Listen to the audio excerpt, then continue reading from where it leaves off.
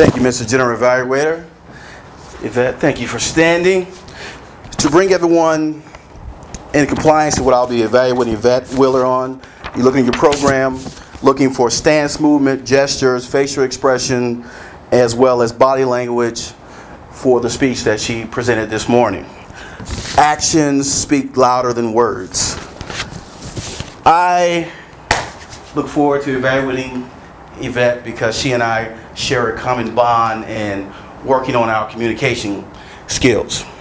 So Yvette, the first thing I wanted to talk about is what I liked about your speech. Then of course next I'll talk about some things that may help you deliver the speech better the next time you decide to do the speech. First off, you did a real good job of engaging with the crowd with your introduction. Excellent.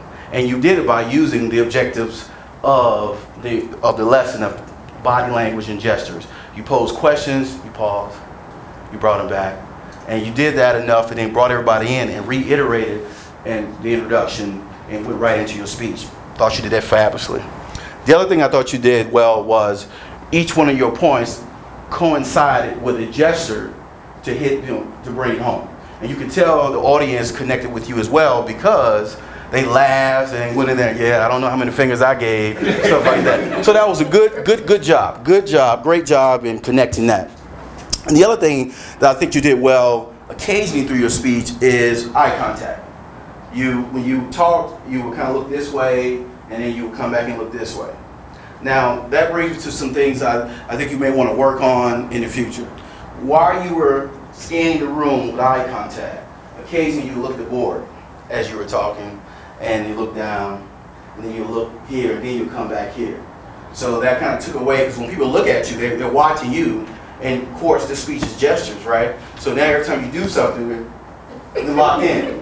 So now when you look at the board, we're looking at the board, right? So you want to be cautious of that. The other thing is you want to be cautious of is make sure when you do a speech like this with gestures or body language, move with purpose. So you did it in your introduction, or you talked about the mother, the finger, the folding of the arms. You did that, right? But then you did so much pacing back and forth that after a while, we were watching you so much that this movement was not purposeful. So you just had to slow down there. Now, I think what would help with that is just more and more practice, right? Now, one of the things that Yvette and I share a common bond is a speech impediment. And one of the things that what I see in this speech, which I didn't realize about myself, that we do good in, is body language.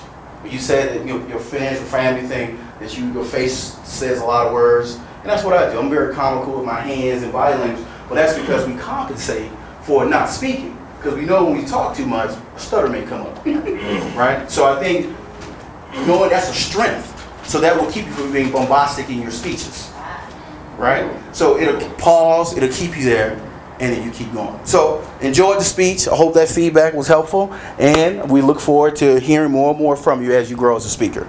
Next, we will have Ingrid Richburg evaluating Yashir.